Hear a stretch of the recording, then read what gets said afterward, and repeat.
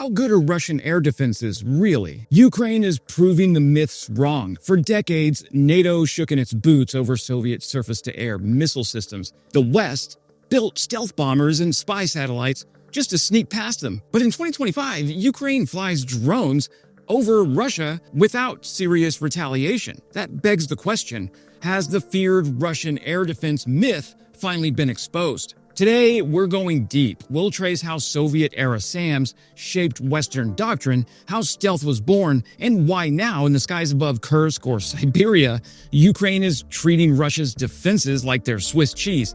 Hey friends, Wes O'Donnell here, Army and Air Force veteran, international relations degree, law grad, and Ukraine supporter. And thanks to subscriber Steven for suggesting this video. We always talk about Ukrainian air defenses and how to stop Russian Shahed drones, but what about the Russian air defenses? Well, Russian air defenses are so legendary, everyone treats them as invincible. But war has a habit of exposing legends for what they are. Ukraine's recent drone and missile strikes deep into Russian territory suggest those defenses aren't just eroding, they're crumbling. This is proof by combat, the kind that has ripple effects across strategy, procurement, and geopolitics. But let's start at the beginning, the legend of Soviet air defenses and the birth of stealth. Back in the Cold War, American planners believed you simply couldn't overfly Soviet airspace safely. The myth was so baked in that the U-2, flying at over 70,000 feet, was supposed to be beyond interception range. Then along came the Soviet S-75 Desna, capable of reaching 82,000 feet. On May 1st, 1960, a U-2 flown by Gary Powers was shot down. That one moment shattered illusions. That same system also destroyed a pursuing Soviet MiG-19 in that same engagement. Friendly fire that turned fatal. Over time, the Soviets planted more than 600 of these S-75 sites across their entire sphere of influence, clustering them around capitals, industrial centers, and military hubs. They supplied them to client states like North Vietnam, China, Cuba, and so on. The result, well, the West had to rethink everything. High-altitude overflight was no longer safe.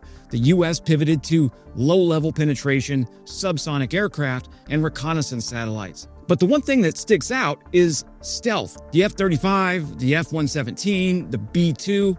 America poured billions into being invisible because the Russians forced its hand. Even though stealth aircraft were never perfect. In 1999, the U.S. lost an F-117 shot down over Yugoslavia by an S-125 Neva, or SA-3 in NATO. That attack reminded the world, stealth isn't magical, it's probabilistic. And don't think Russia's defenses vanished after the Cold War. In 2014, Russian-backed separatists shot down Malaysia Airlines Flight 17 using a Buk SA-11 system, a civilian airliner, mind you. They still had the hardware and the recklessness. Hollywood got the message too. In movies like Behind Enemy Lines and even Top Gun Maverick, the evil air defense network is practically a character. But these are more than plot devices. They reflect a belief deeply ingrained in Western militaries. Fast forward to 2025, and what's remarkable is how routine Ukrainian drones and missiles penetrate Russian airspace. A recent example, Russian strategic bomber airbases deep inside Russian territory, Ingles in the Saratov region, have been hit. In March of 2025, drones struck bombers and fuel depots hundreds of kilometers inside Russia. Ukraine routinely flies drones and cruise missiles into Russian territory, attacking oil refineries and rail systems. So what does that tell us? That Russian air defenses are failing at the deepest points, not just at the margins. If Ukraine can do this, it means the notion of safe Russian airspace is dead. So why are Russian air defenses failing now? Well, I have some thoughts. First, the technical hardware is fine, but maintenance and manpower are not. Russia inherited advanced SAM systems, the S-300, the S-400, the Pantsir, the Buk, etc. But owning them and keeping them operational are different beasts. In a high-intensity war, radars degrade, electronics fail, calibration slips, and spare parts run dry. Even Soviet-era gear needs upkeep, and in this war, reports suggest Russian units have trouble maintaining basic radar arrays and sensors. The gear isn't dead, it's decaying. Second, personnel shortages and training deficits. Equipment is useless without skilled operators. Russian conscript rotations, attrition, poor training, and low morale all degrade performance. You can't learn to multi-sensor track drones and missiles with 6 hours of instruction. Third, network defenses matter, and Russian integration is weak. Modern air defense is layered. Early warning radars, cueing systems, interceptor missiles, point defense, electronic warfare, optical systems, all must talk to each other. Ukraine has emphasized that network, linking drone ISR, EW, ground spotters, and missiles. Russia's pieces often don't integrate seamlessly. Fourth, commanders cringe, not shoot. Some Russian commanders reportedly delay launches or constrain autonomy out of fear of exposing weaknesses to Moscow. The risk of losing missiles or exposing radar signatures is too high, so they hold back until, well, it's too late. Fifth, hubris and complacency. If you believe no one dares hit you, you stop believing in quality checks. Russia likely assumed its territory was safe. That arrogance makes blind spots larger. Ukraine's strikes are capitalizing on exactly that. The U.S. Cold War logic was build something invisible so defenses can't see you. Stealth versus radar. Today's logic is overwhelm and bypass. Drones, saturation, low-altitude tracks, small signatures. Ukraine doesn't need to build perfect stealth fighters. It needs scalable, cheap systems that break the adversary's assumptions.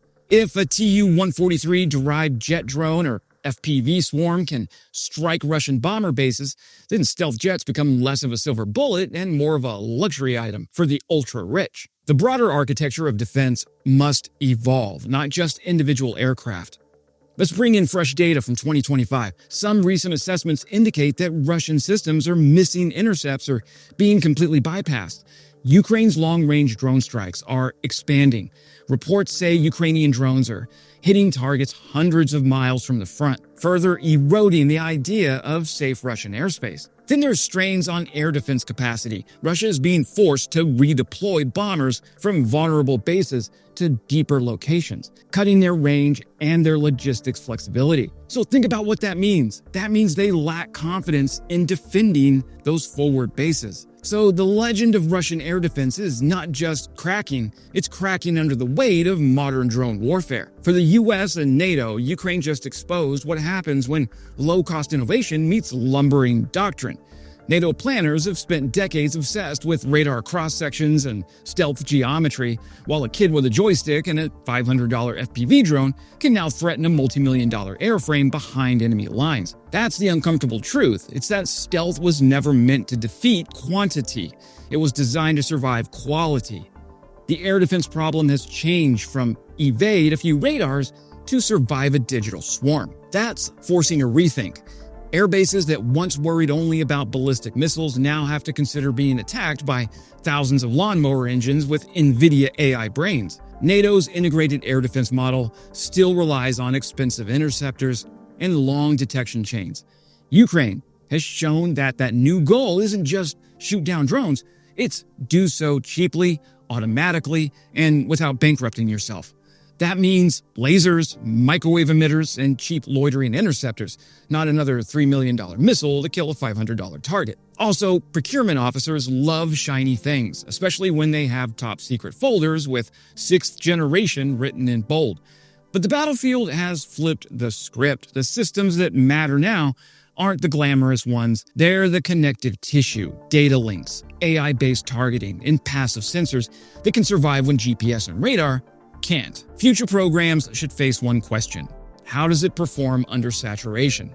A weapon that's 99% effective against one target means nothing when 50 arrive at once. The Pentagon's new buzzword should be attrition tolerance. That means modular gear that can fail gracefully, sensors that hand off targets automatically, and supply chains that can replace lost systems in hours, not fiscal quarters. The winning armies won't be those that field the single best weapon. It'll be the ones that can lose 100 cheap ones and keep fighting. For deterrence, well, if Russian air defenses can't protect the homeland, the entire premise of deterrence starts wobbling. The Kremlin has always leaned on the myth of impenetrable borders, backed by nuclear teeth. But deterrence is about credibility. And every time a Ukrainian drone detonates near a strategic bomber or oil depot inside Russia, well, that credibility cracks. For NATO, this is a strategic gift. For China, for Iran, for North Korea, it's a cautionary tale. Long-range defenses only work when you have the discipline, the training, and the integration to use them. Russia has the hardware, but not the cohesion. Their vulnerability now shapes how the rest of the world views air denial. Deterrence through reputation is fragile. Once broken, it's nearly impossible to rebuild. Moscow's aura of military invincibility, the very thing it used to bully neighbors, has gone the way of the Soviet Union that built it. Ukraine's campaign is redefining asymmetry. They're proving that you don't need air superiority to have air dominance. You just need persistence, creativity, and the willingness to experiment faster than your enemy can adapt. Every drone that hits a Russian airbase is both a tactical success and a psychological operation. It tells Russian troops, your command can't protect you. It tells the world, their walls are paper. Ukraine's penetration strikes have also changed the moral narrative. Defensive wars rarely shift public perception, but punching back inside Russia reframes the conflict. It shows confidence, capability, and control.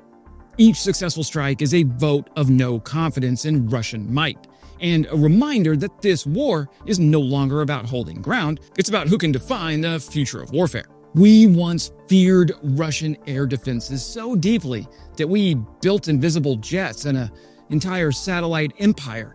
Now, drones and cheap systems are proving that stealth alone isn't enough. Ukraine's air incursions are less glorified stunts and more wake-up calls.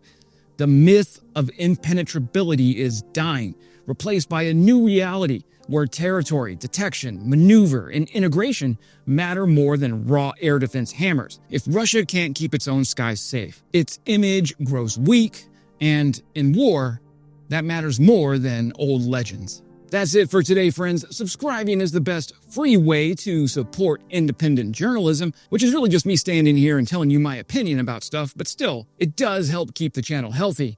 And as always, glory to Ukraine, glory to the heroes. Crimea is Ukraine.